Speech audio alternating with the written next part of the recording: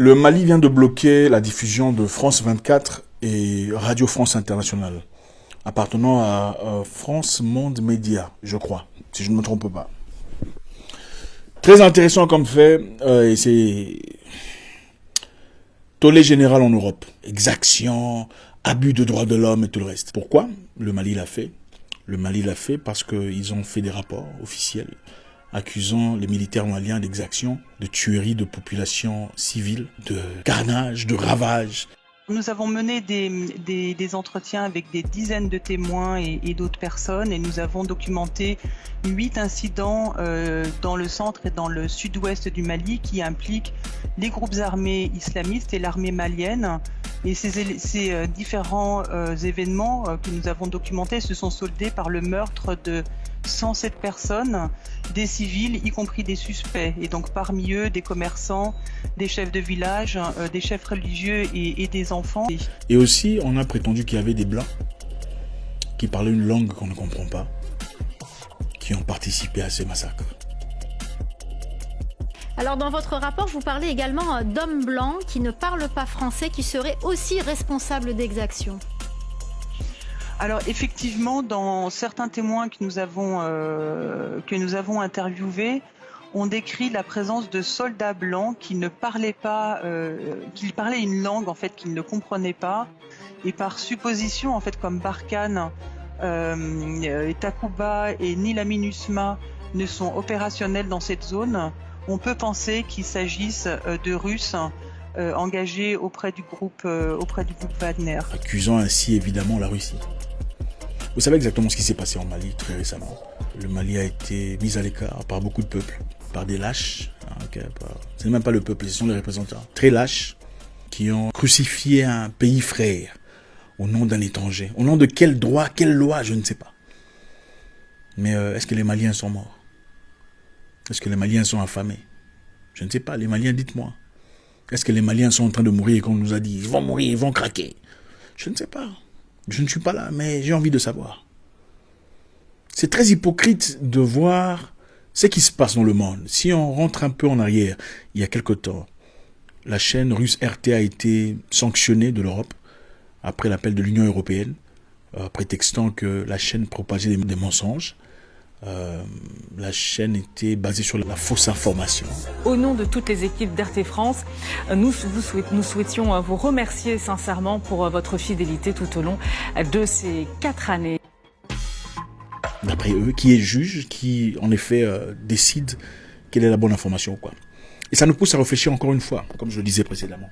L'histoire est-elle vraiment vraie? L'histoire qu'on nous apprend aujourd'hui sur nous-mêmes, l'histoire sur l'Afrique, l'histoire sur nos pays, même l'histoire de l'Europe ou l'histoire de l'avenir et tout le reste. Ce n'est pas vrai.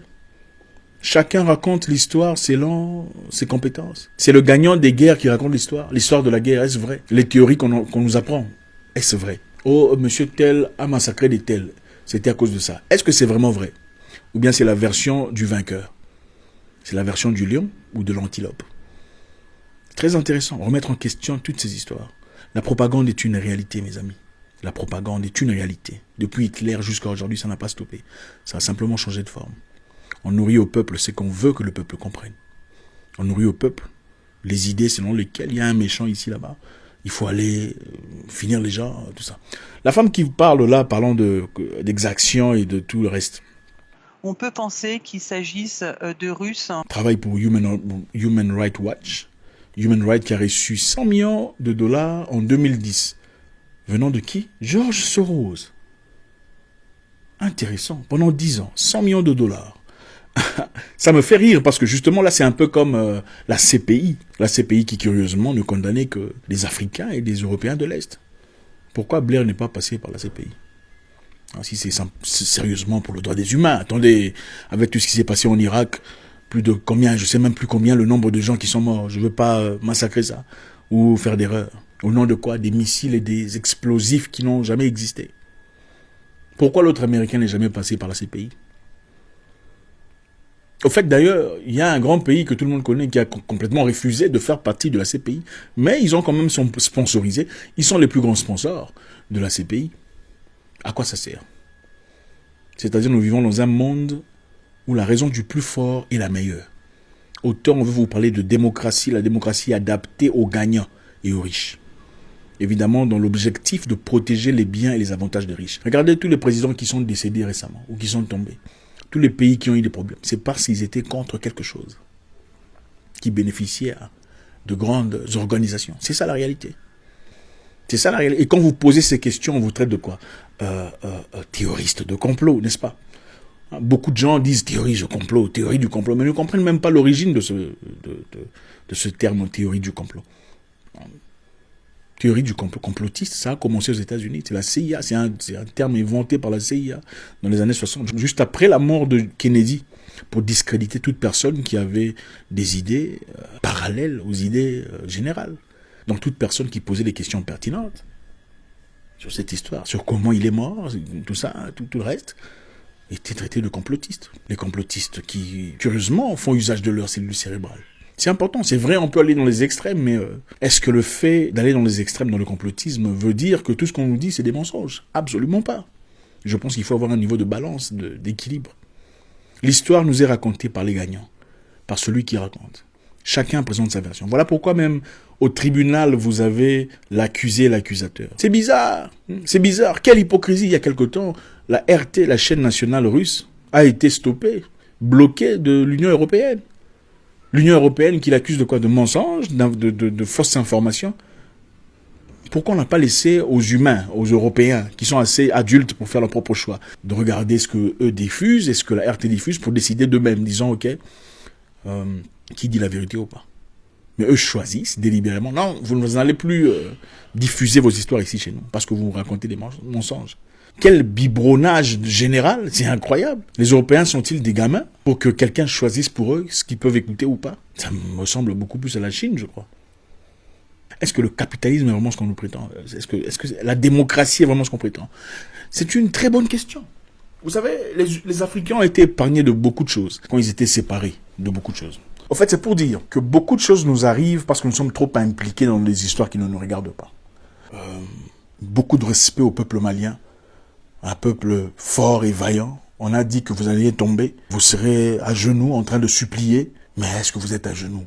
Ça, c'est la grande question, je suis curieux de savoir. Il faut nous le dire dans les commentaires. Est-ce que les Maliens sont à genoux? Est-ce que vous souffrez? Vous êtes affamés? Est-ce qu'il n'y a pas d'eau là-bas? Moi, je veux savoir, s'il vous plaît. Il faut nous dire, on veut savoir. Parce que voilà, on nous a dit que vous alliez mourir. Nous vous regardons et beaucoup de gens respectent ce que vous faites. L'autodétermination est la seule façon d'évoluer, de progresser. Ben, c'est comme ça. On change l'information pour alimenter ce qu'on veut. Toutes ces histoires, toutes ces organisations sont sponsorisées. Quand on dit en anglais, regardez d'où vient l'argent. Qui donne l'argent? C'est lui qui décide. Et encore une fois, comprenez, la liberté a un prix. La liberté n'est jamais gratuite.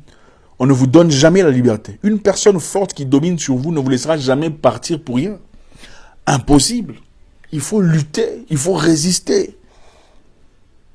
Impossible. Voilà pourquoi vous voyez même dans le monde quelqu'un qui vous a aidé dans le passé, après que vous ayez réussi, en tout cas tout seul, n'est pas très content avec vous, ne vous aime plus, parce que vous n'avez pas demandé de l'aide. Il y a des gens qui veulent vous montrer comment vivre votre vie. Et à partir du moment où vous décidez de ne plus vivre votre vie en accord avec leurs attentes, vous devenez le numéro 1. La résistance est difficile, mais ça fait partie des éléments essentiels, inéluctables, pour un avenir meilleur.